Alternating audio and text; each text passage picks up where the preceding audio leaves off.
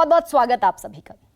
तो आशुतोष, मैं सबसे पहला सवाल तो यही पूछना चाहती हूं आपसे कि छत्तीसगढ़ से संकेत मिल गया कि सब बदला जाएगा।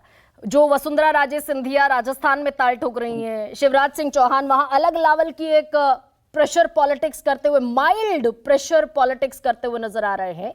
यहां से ये संकेत मिलता है क्या कि बदला तो सब जाना है, क्योंकि सवाल 2023 की नहीं 24 की लड़ाई का है।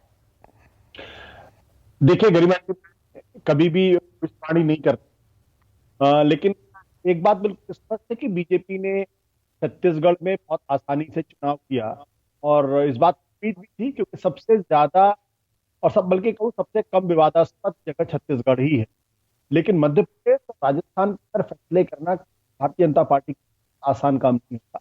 वहां उनके दो बड़े एक सेकंड दिग्गज नेता आशुतोष है जी, जरा वसुंधरा। एक सेकंड आशुतोष जी की आवाज जरा बढ़ाइए, इट्स नॉट ऑडिबल। जी आशु।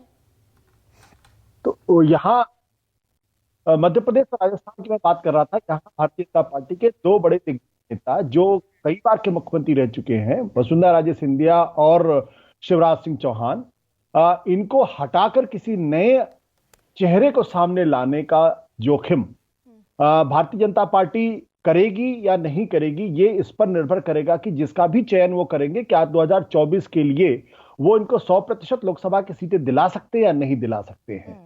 इस पर सब कुछ तय होगा। और ये अप्रत्याशित नहीं है कि लगभग एक हफ्ते से ज्यादा का वक्त हो चुका है और भारतीय जनता पार्टी मध्य प्रदेश राजस्थान के बारे में कोई फैसला नहीं कर पाई है, जबकि कांग्रेस पार्टी ने 3 दिन पहले ही तेलंगाना में अपने मुख्यमंत्री का न केवल ऐलान कर दिया बल्कि शपथ ग्रहण भी हो गया और वहां पे सरकार भी चल रही है एक तरीके से।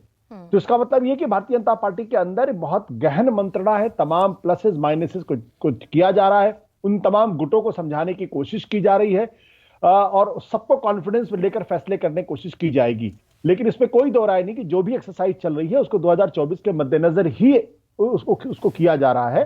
हालांकि 2024 के बारे में, लोकसभा के चुनाव के बारे में कहते हैं कि जहां कहीं भी नरेंद्र मोदी जी खुद एक प्रत्याशी के तौर पर होते हैं, वहां चुनाव भारतीय जनता पार्टी के लिए थोड़ा आसान हो जाता है। राज्यों में कम से कम थोड़ी सी मुश्किल आती है। तो जो भी एक्सरसाइज है वो उसी के मद्देनजर की जा रही है और उसी के प्लस माइनस देखकर ही फैसले किए जाएंगे। तो क्या एक आदिवासी चेहरा छत्तीसगढ़ से मिल गया और जिस ओबीसी को लेकर पूरे विधानसभा चुनावों में एक जबरदस्त शोर रहा, लामबंदी रही, अब अगला नंबर एक ओबीसी चेहरे का है और महिला जिसको प्रधानमंत्री स्वयं एक जाति बताते हुए नजर आए, क्या महिला और ओबीसी के चेहरे दोनों राज्यों में नजर आ सकते हैं? देखिए, अभी मैंने 2-3 दिन पहले हिंदू में एक सीरीज चली थी जिसमें सीएसडीएस ने अपना कास्ट वाइज, रिलीजन वाइज, उम्र वाइज एक बहुत अच्छी सोशियोलॉजिकल पोस्ट पोल सर्वे किया था और उस पोस्ट पोल सर्वे में दो बातें बहुत स्पष्ट तौर पर निभर कर सामने आई थी। पहली चीज जो एक मिथ बनाने की कोशिश की गई है कि भारतीय जनता पार्टी को सारा दलित वर्ग, सारा आदिवासी वर्ग वोट देता है, ऐसा उसमें मुझे दिखाई नहीं पड़ा। बल्कि उसमें यह मुझे दिखाई पड़ा है कि राजस्थान, मध्य प्रदेश जैसे राज्यों में दलित और जो आदिवासी तबका है वो कांग्रेस को ज्यादा वोट दे रहा है, बीजेपी को कम वोट दे रहा है।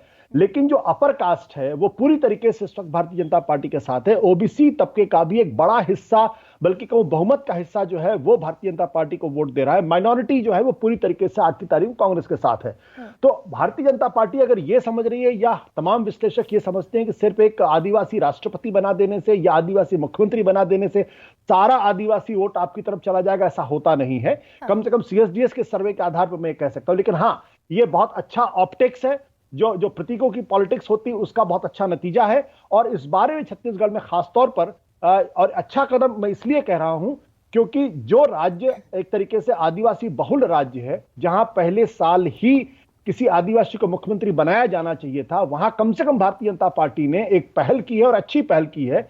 और इस वक्त जो बस्तर और सरगुजा के इलाके में जहां पे आदिवासियों ने बहुत जम के भारतीय जनता पार्टी को वोट दिया है, कम से कम उनको उसको रिकॉग्नाइज करने का एक तरीका यह भी है। तो निश्चित तौर पर जो फैसला छत्तीसगढ़ के अंदर एक आदिवासी को मुख्यमंत्री बनाने का फैसला किया गया है वो इसी के मद्देनजर किया गया है, ताकि आदिवासी तबके को राजस्थान से लेकर छत्तीसगढ़ तक ये संदेश दे सकें कि भारतीय जनता पार्टी न केवल कहती है बल्कि करती भी है और आदिवासियों को एम्पावरमेंट की दिशा में आगे बढ़ती हुई दिखाई पड़ रही। ये आदिवासी वोटरों को अपनी तरफ लुभाने की एक बहुत अच्छी और सशक्त कोशिश है।